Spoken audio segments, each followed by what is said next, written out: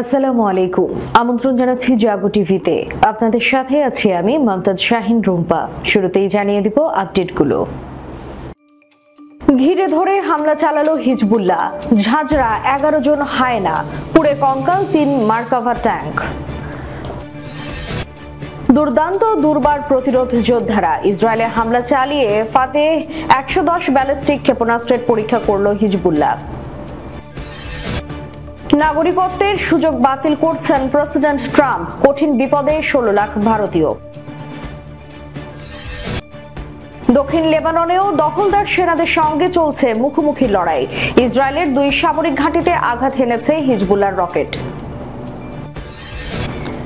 নেদারল্যান্ডসে ইসরায়েলিদের সমর্থক ব্যাপক পেটালো ফিলিস্তিনপন্থীরা। 1 ডজন মার্কিন MQ-9 রিপার ড্রোন ভূপাতিত করল হুথি। ট্রাম্পের সঙ্গে এখনই আলোচনায় বসতে প্রস্তুত প্রেসিডেন্ট পুতিন। ফের কানাডায় সাইজ হলো ভারতীয় মন্ত্রী, করা হলো সংবাদ সম্মেলন ব্লক, তীব্র প্রতিক্রিয়া দিল্লির। দর্শক শুনছিলেন শিরোনাম, এবারে থাকছে বিস্তারিত সংবাদ। ঘিরে ধরে হামলা চালালো হিজবুল্লাহ, ঝাঁঝরা 11 জন হায়না, পুড়ে কঙ্কাল 3 মার্কাভা ট্যাঙ্ক। দক্ষিণ লেবাননের একটি সীমান্ত পয়েন্টে ইসরায়েলি বাহিনীর আরেকটি অগ্রগতির চেষ্টাকে দারুণভাবে প্রতিহত করেছে বলে দাবি করেছে হিজবুল্লাহ। লেবাননের সশস্ত্র গোষ্ঠীটি বৃহস্পতিবার এক বিবৃতিতে এই দাবি করেছে। হিজবুল্লাহ জানিয়েছে, অগ্রসর হওয়ার চেষ্টারত একটি ইসরায়েলি বাহিনীকে তারা রকেট ও আর্টিলারি গোলার মাধ্যমে প্রতিহত করেছে। তারা সেখান থেকে পিছু হটতে বাধ্য হয়েছে। ভোরে দক্ষিণ লেবাননে হিজবুল্লাহর সঙ্গে সংঘর্ষে 11 জন ইসরায়েলি সৈন্য নিহত হয়। অগ্রসর হতে থাকা হায়না সেনাদের ঘিরে ধরে হামলা চালালে এই হতাহতের ঘটনা ঘটে। এদিকে হিজবুল্লাহ বলছে তারা লেবাননের ভেতরে ইসরায়েলি বাহিনীর সঙ্গে লড়াই করে যাচ্ছে। হিজবুল্লাহ আরো জানায়, তারা সীমান্ত সংলগ্ন একটি শহরের কাছে 3টি ইসরায়েলি মার্কাভা ট্যাঙ্ক ধ্বংস করেছে। এছাড়াও তারা ইসরায়েলকে লক্ষ্য করে হামলা অব্যাহত রেখেছে এবং জানিয়েছে তারা তিবেরিয়াস শহরের দিকে একটি রকেট বৃষ্টি ঝরিয়েছে, যাকে তারা লেবাননের শহর, গ্রাম ও নাগরিকের উপর ইসরায়েলের বোমা বর্ষণের প্রতিক্রিয়া হিসেবে উল্লেখ করে। এদিকে ইসরায়েলি সামরিক বাহিনী বৃহস্পতিবার জানিয়েছে তারা দক্ষিণ লেবাননের বিন্ত জেবিল পৌরসভায় একটি বিমান হামলা চালিয়ে 24 হিজবুল্লাহ সদস্যকে হত্যা করেছে। 2006 সালে ইসরায়েলের সঙ্গে শেষ যুদ্ধের সময় লেবাননের এই পৌরসভাটি ব্যাপকভাবে ক্ষতিগ্রস্ত হয়েছিল। হিজবুল্লাহ নিয়ন্ত্রিত লেবাননের আল মানার টেলিভিশন নেটওয়ার্কে প্রকাশিত বিবৃতিতে বলা হয়েছে, 8.5 মিটার দীর্ঘ ফাতেহ 110 ক্ষেপণাস্ত্রটি 500 কেজি বিস্ফোরক বহন করতে পারে। উচ্চ ধ্বংসাত্মক ক্ষমতার অধিকারী ক্ষেপণাস্ত্রটি নির্দিষ্ট বা ভ্রাম্যমাণ প্ল্যাটফর্ম থেকে উৎক্ষেপণ করা যায়। হিজবুল্লাহ বিবৃতিতে বলা হয়েছে, কঠিন জ্বালানিযুক্ত ক্ষেপণাস্ত্রটির ওজন 3450 কেজি এবং এর পাল্লা 300 কিলোমিটার। আল মানার টেলিভিশনে গতকাল ফাতেহ 110 ক্ষেপণাস্ত্র দিয়ে তেল আবিবের দক্ষিণে বেন গুরিয়ন বিমানবন্দরের কাছে দখলদার সেনাবাহিনীর জারফিন ঘাঁটিতে হামলা করার দৃশ্য দেখানো হয়েছে। হিজবুল্লাহ যোদ্ধারা হাইফা, তেল আবিব এবং বেন গুরিয়ন বিমানবন্দরেও ব্যালিস্টিক ক্ষেপণাস্ত্র দিয়ে আঘাত করেছে। ইসরায়েলি আকাশ প্রতিরক্ষা ব্যবস্থাকে বিভ্রান্ত করতে প্রথমে রকেট দিয়ে হামলা করা হয়। এর আগে হিজবুল্লাহ ইমাদ 5 নামে একটি ভূগর্ভস্থ ক্ষেপণাস্ত্র ভান্ডারের ভিডিও ফুটেজ প্রকাশ করেছে। ওই বাংকারের ফুটেজে বলা হয়েছে, ইসরায়েলের বিরুদ্ধে চলমান যুদ্ধে বিজয় অর্জন করা পর্যন্ত নিজ অবস্থানে অটল থাকবে হিজবুল্লাহ। ভূগর্ভস্থ ক্ষেপণাস্ত্রটি ভান্ডারটি হিজবুল্লাহর শহীদ নেতা সাইদ হাসান নাসরুল্লাহর বক্তব্য উদ্ধৃত করে প্রকাশ করা হয়, যেখানে তিনি বলেছিলেন, আমরা কখনো যুদ্ধক্ষেত্র ত্যাগ করব না, আমরা কখনো আমাদের অস্ত্র সমর্পণ করব না। ফুটেজে দেখা যায় হিজবুল্লাহ যোদ্ধারা একটি জঙ্গল এলাকায় তাদের মোটরসাইকেলে চড়ছেন। এরপর তারা একটি টানেলের ভেতর দিয়ে ভূগর্ভস্থ বাংকারটিতে প্রবেশ করেন। নাগরিকত্বের সুযোগ বাতিল করছেন প্রেসিডেন্ট ট্রাম্প, কঠিন বিপদে 16 লাখ ভারতীয়। যুক্তরাষ্ট্রের নবনির্বাচিত প্রেসিডেন্ট ডোনাল্ড ট্রাম্পের অন্যতম অগ্রাধিকার হলো দেশটিতে জন্মসূত্রে অভিবাসীদের সন্তানেরা যে নাগরিকত্ব পান সেটি রোধ করা। ডোনাল্ড ট্রাম্প ও তার রানিং মেট জেডি ভ্যান্সের যৌথ ওয়েবসাইটে এ বিষয়ক নির্বাহী আদেশের একটি পরিকল্পনা প্রকাশ প্রকাশ করা হয়েছে। আশঙ্কা করা হচ্ছে ট্রাম্প দায়িত্ব নেওয়ার দিনেই এই পরিকল্পনা বাস্তবায়নে নির্বাহী আদেশ দিতে পারেন। ট্রাম্প ভ্যান্সের এই পরিকল্পনায় বলা হয়েছে, এই নির্বাহী আদেশ যদি বাস্তবায়িত হয় তবে কেবল যারা অবৈধ অভিবাসী তাদের সন্তান স্বয়ংক্রিয়ভাবে নাগরিকত্ব লাভের সুযোগ হারাবে না। পাশাপাশি যারা নাগরিক হওয়ার প্রাথমিক ধাপ গ্রিন কার্ড পাওয়ার অপেক্ষায় আছেন তারাও প্রভাবিত হবেন।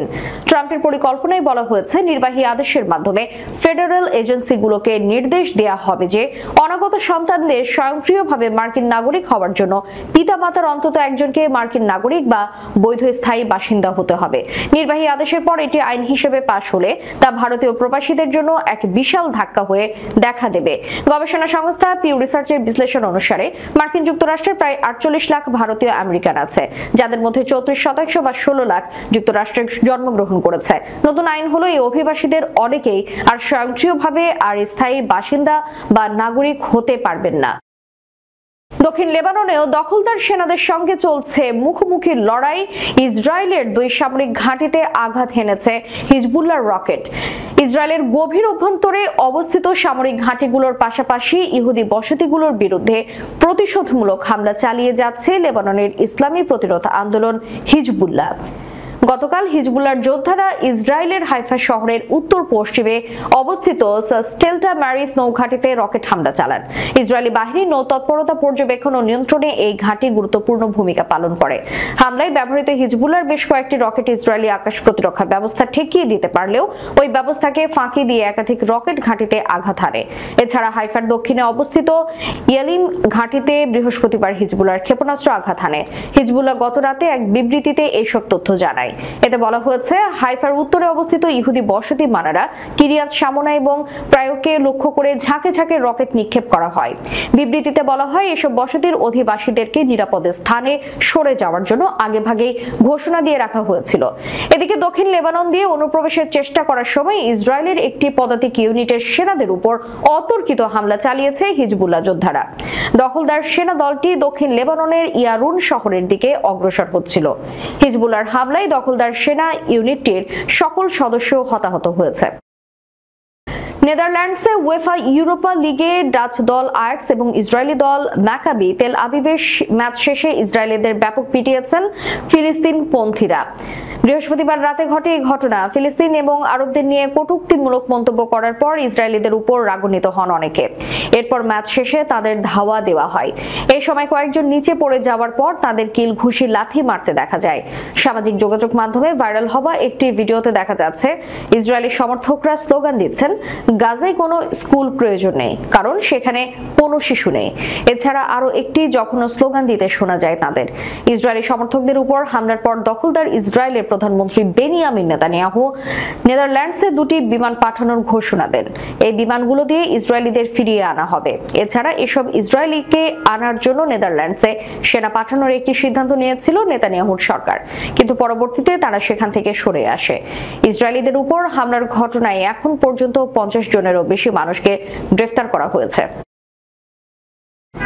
ইয়েমেনের বিমান প্রতিরক্ষা ইউনিট উত্তরাঞ্চলীয় প্রদেশ আল জাউফেরে আরেকটি মার্কিন MQ-9 রিপার ড্রোন গুলি করে ভূপাতিত করেছে।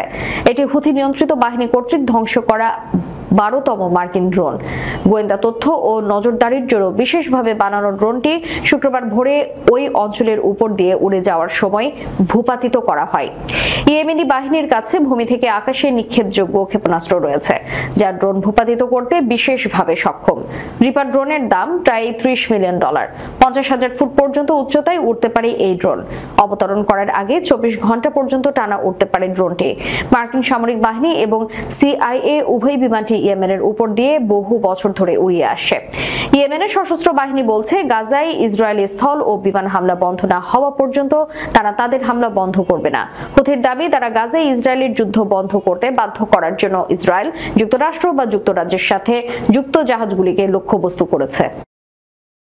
এদিকে নবনির্বাচিত মার্কিন প্রেসিডেন্ট ডোনাল্ড ট্রাম্পের সঙ্গে আলোচনায় বসতে প্রস্তুত বলে জানিয়েছেন রাশিয়ার president Vladimir Putin.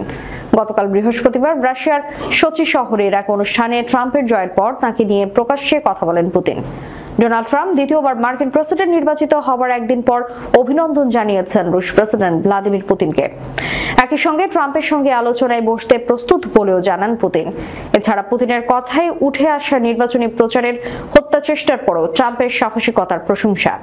Vladimir Putin বলেন, আমি আগেও বলেছি আমেরিকার জনগণের ম্যান্ডেটে নির্বাচিত প্রেসিডেন্টের সাথে কাজ করতে রাশিয়ার অনীহা নেই। মস্কো সবসময় এই নীতিতে বিশ্বাসী। পশ্চিমা নেতাদের মধ্যে কেউ যদি যোগাযোগ শুরু করতে চায়, রাশিয়ার তাতেও কোনো আপত্তি নেই। নির্বাচনী প্রচারে ইউক্রেন ও রাশিয়ার সাথে সম্পর্ক পুনরুদ্ধারের বিষয়ে ট্রাম্প যে মন্তব্য করেছিলেন তাতে মনোযোগ দেওয়া উচিত বলে মন্তব্য করেন পুতিন। এই সময় রাশিয়া ইউক্রেন সংঘাত প্রশ্নে ইউক্রেনকে তার অবস্থান স্পষ্ট করার আহ্বান জানিয়েছেন পুতিন। পুতিন বলেন, এই সংঘাত থামাতে ইউক্রেনকে তার অবস্থান স্পষ্ট করা জরুরি। ইউক্রেন যদি তার নিরপেক্ষতা অবলম্বন না করে তবে ভালো প্রতিবেশীর সম্পর্কের অস্তিত্ব কল্পনা করা কঠিন। কারণ ইউক্রেনের অবস্থান স্পষ্ট না হলে পশ্চিমা যে কোনো দেশ তাকে রাশিয়ার বিরুদ্ধে হাতিয়ার হিসেবে ব্যবহার করবে। পুতিন দাবি করেন, ট্রাম্পের প্রেসিডেন্ট হওয়ার প্রথম মেয়াদে তাকে বিশ্ব নেতারা ইতিবাচক হিসেবে গ্রহণ করতে পারেননি। এ কারণে ট্রাম্প তার শাসনামলে দূরদর্শিতা দেখাতে ব্যর্থ হয়েছেন বলেও মনে করেন পুতিন। কানাডা ও ভারতের কূটনৈতিক সম্পর্কে টানাপোড়েন নতুন করে মাথাচাড়া দিয়ে উঠেছে। ভারতের পররাষ্ট্রমন্ত্রী এস জয়শঙ্করের একটি সংবাদ সম্মেলনে সম্প্রচার করায় কানাডায় একটি অস্ট্রেলীয় টিভি চ্যানেলকে ব্লক করে দেওয়ার ঘটনায় দিল্লির তরফ থেকে তীব্র প্রতিক্রিয়া ব্যক্ত করা হয়।